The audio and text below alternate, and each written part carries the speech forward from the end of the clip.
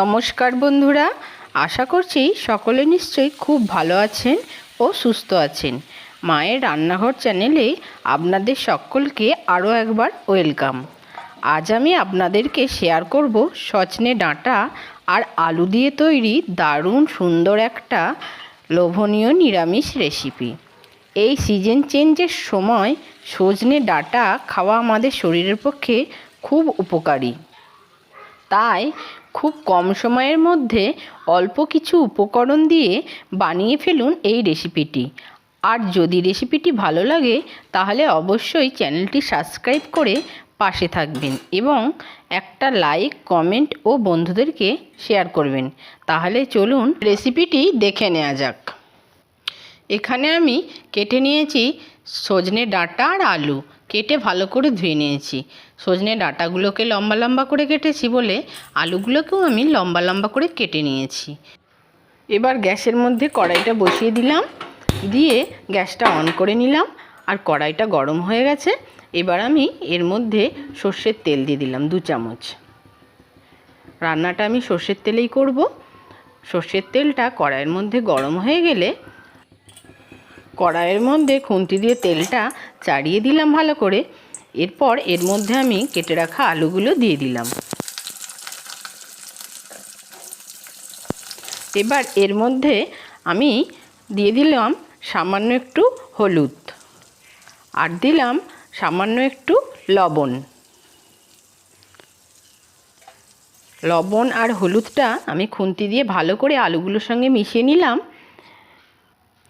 এবার মিডিয়াম ফ্লেমে 3 থেকে 4 মিনিট আলুটা ভেজে নেব। আলুটা সামান্য ভাজা হয়েছে।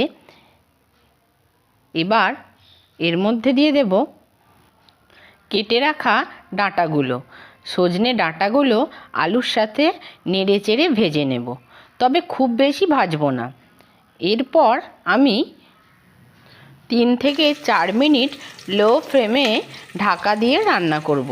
ঢেকে রান্না করলে ডাঁটা ও আলুটা কিছুটা নরম হবে।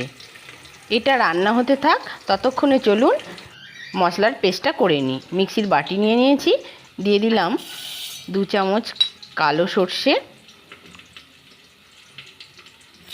আর এর মধ্যে দিয়ে দেব 2 চামচ পোস্ত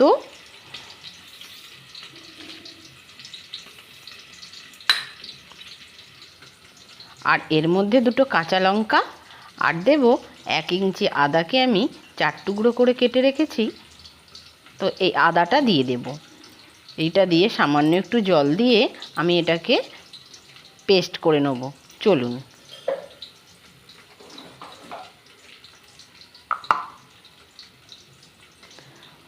আমার মশলার পেস্ট হয়ে গেছে। এবার চলুন ঢাকাটা খুলে দেখি আলুটা কতটা নরম হয়েছে। আলুটা বেশ অনেকটাই ভাজা ভাজা হয়ে গেছে, ব্রাউন কালার এসে গেছে। এবার আলু ও ডাঁটাগুলোকে একটা থালার মধ্যে তুলে নেব।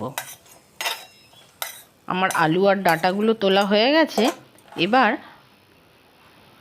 এবার ওই কড়াইয়ের মধ্যেই আরও 2 চামচ তেল অ্যাড করে দিলাম। তেলটা গরম হয়ে গেলে আমি ছোট্ট চামচের 1 চামচ সর্ষে দিয়ে দিলাম আর দিয়ে দিলাম ওই চামচেরই 1 চামচ কালো জিরে। সর্ষে আর কালো জিরে ফোড়নটা যখন তেলের মধ্যে ভাজা ভাজা হয়ে গেল তখন ভালো করে নেড়ে নিলাম। আর এবার এর মধ্যে আমি যে পেস্টটা করে রেখেছিলাম আদা, সর্ষে, পোস্ত আর কাঁচা লঙ্কার, সেই পেস্টটা আমি দিয়ে দিয়েছি। এটা ভালো করে কড়ার মধ্যে নেড়ে চেড়ে নিলাম। সামান্য একটু ভাজা ভাজা হয়ে গেলে এবার আমি এর মধ্যে ওই মিক্সির বাটিটা ধুয়ে জল দিয়ে দিলাম। অনেকে বলে মিক্সির বাটি ধুয়ে জল দিলে নাকি রান্নার টেস্টটা আরও দ্বিগুণ হয়ে যায়। এটা একটু নেড়ে চেড়ে নিলাম। এবার এর মধ্যে দিয়ে দিলাম ছোট ছোট করে কেটে রাখা একটা টমেটো। এই টমেটোটা আমি দিয়ে নাড়তে শুরু করলাম। ততক্ষণই নাড়ব যতক্ষণ না পর্যন্ত টমেটোর কাঁচা গন্ধটা যাচ্ছে।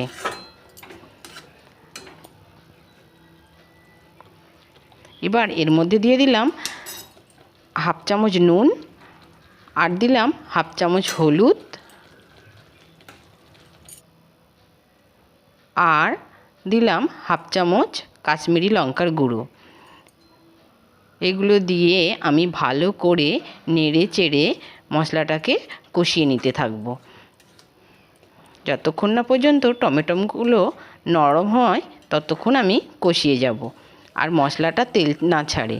দেখুন মশলা থেকে তেল ছেড়ে দিয়েছে, আমার কষানো হয়ে গেছে মশলাটা। এবার এর মধ্যে আমি ভেজে রাখা আলু আর ডাঁটাগুলো দিয়ে দেব। আলু আর ডাঁটাগুলো দিয়ে আমি মশলাটার সঙ্গে ভালো করে নেড়ে চেড়ে মিশিয়ে নিলাম। মিশিয়ে নেওয়ার পর এর মধ্যে আমি 2 কাপ পরিমাণ জল অ্যাড করে দিলাম। জলটা দিয়ে ভালো করে এটা মিক্সড করে দিলাম।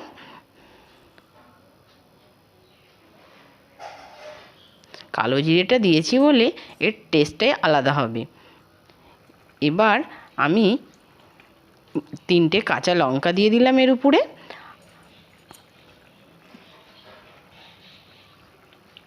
আর একটু কাঁচা সর্ষের তেল ওর মধ্যে ছড়িয়ে দিলাম। কাঁচা সর্ষের তেলের গন্ধটা কিন্তু খুব ভালো লাগবে এর মধ্যে।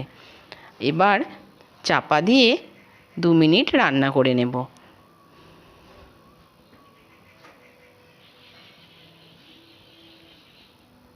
2 মিনিট হয়ে গেছে, আমি এবার ঢাকাটা খুলে নেব। দেখুন আমার একদম রেডি ডাঁটা আলুর সর্ষে পোস্ত গ্রেভি রেসিপি, যেটা গরম গরম ভাতের সঙ্গে আপনারা পরিবেশন করতে পারবেন।